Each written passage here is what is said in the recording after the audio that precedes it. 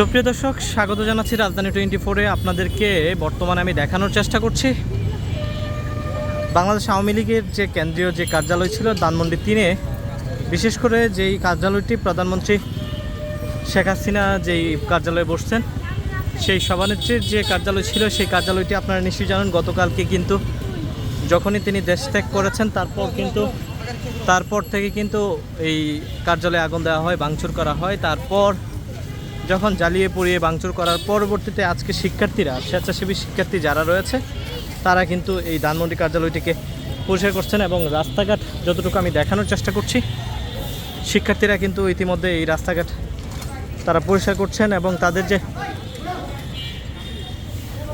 এই যে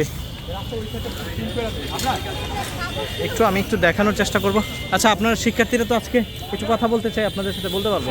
আজকে আপনাদের শিক্ষার্থীদের যে কর্মসূচি আপনারা যে পরিষ্কার করছেন সেই বিষয়ে আসলে কি বলবেন একটু বলুন।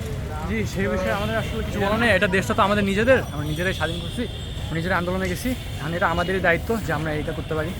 তা ঘোষণা তো আমাদের দায়িত্ব, যাতে ফিউচারে আমরা কী করে আমাদের ভবিষ্যৎ প্রজন্মের জন্য কিছু একটা করতে পারি, এটাই আমাদের মূল দায়িত্ব। আপনারা কতজন আজকে এই ধানমন্ডি 3-এ পরিষ্কার মানে আমরা নিজেরা 10-15 জনের মতো করছি, মানে স্টুডেন্ট আপনারা যারা 10-15 জন আছে। ধন্যবাদ। দর্শক, আপনারা দেখতে পাচ্ছেন শিক্ষার্থীরাই কিন্তু আজকে এই ধানমন্ডি 3-এর যে কার্যালয়ের যে রাস্তাঘাট আছেন সেগুলো কিন্তু তারা স্বেচ্ছাসেবী শিক্ষার্থী যারা রয়েছেন তারা কিন্তু এই পরিষ্কার পরিচ্ছন্ন করছেন। তারা যেমনটি বলছিলেন যে এটি রাষ্ট্রীয় সম্পদ হিসেবে তারা আসলে দেশ বর্তমানে যে অরাজকতা বা স্বৈরাচার শাসনের যে সেইখান থেকে তারা মুক্ত করছে এবং তারা এই পুনরায় যে দেশকে 2024-এ যে স্বাধীনতাকে বলছেন তারা, সেটিকে আসলে যে অগ্নিদগ্ধ বা যে জ্বালাও পোড়া হয়েছে সেটিকে আসলে পরিষ্কার করছে। আপনাদেরকে একটু দেখানোর চেষ্টা করছি আমি।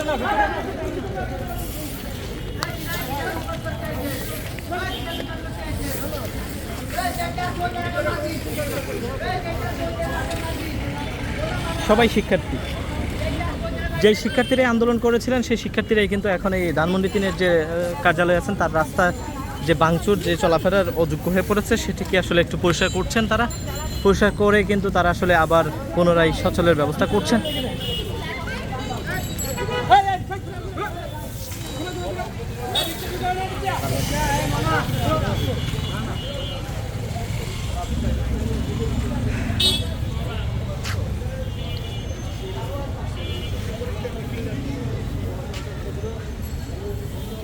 এক্সকিউজ মি, আপনার সাথে একটু কথা বলবো।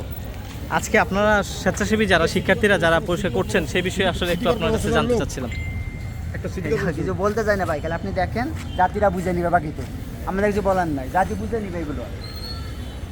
আচ্ছা, আমরা শিক্ষার্থীর সাথে কথা বলার চেষ্টা করছিলাম। শিক্ষার্থীরা বলছে যে এগুলো আসলে আমরা মানুষ যেন চলাফেরা করতে পারে সেই কারণেই আসলে রাস্তাঘাট একটু পরিষ্কার করছি।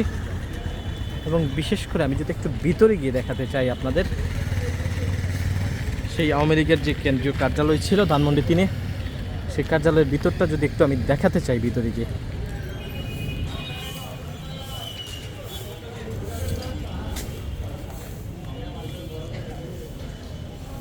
হচ্ছে কার্যালয়ের ভিতরে যে গাড়িগুলো ছিল সেই গাড়িগুলো কিন্তু পুরানো হয়েছিল।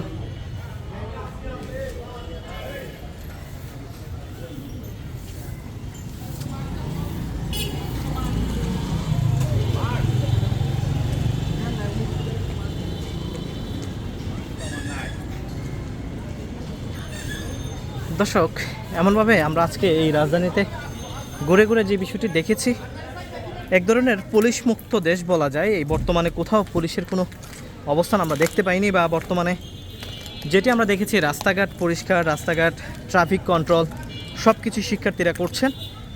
ট্রাফিকের দায়িত্বগুলো শিক্ষার্থীরা নিয়েছেন।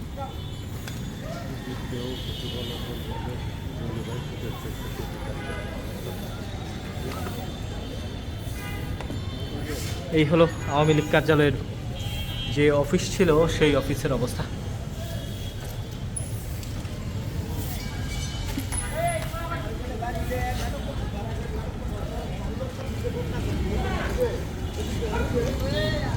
এই হলো অবস্থা। দর্শক, তাহলে এই পর্যন্ত ছিল আমার কাছে ধানমন্ডি 32-এ যাব আমরা, কিন্তু এই পর্যন্ত আমার কাছে সর্বশেষ ছিল ধানমন্ডি 3 থেকে যে আওয়ামী লীগের যে কেন্দ্রীয় কার্যালয় ছিল, সেই কার্যালয়ের অবস্থানটুকু আপনাদেরকে দেখানোর চেষ্টা করছিলাম। তাহলে দর্শক, এখন আমরা চলে যাবো একটু ধানমন্ডি 32-এ, যে ধানমন্ডি 32-এ বাসভবন আসলে কী অবস্থায় আছে। আপনারা নিশ্চয়ই দেখেছেন যে আমরা দেখানোর চেষ্টাও করেছিলাম যে পুড়িয়ে ছাই করে দেওয়া হয়েছে, সেই বিষয়টি আপনাদের সামনে একটু তুলে ধরবো। তাহলে দর্শক, এই পর্যন্তই। আল্লাহ হাফেজ।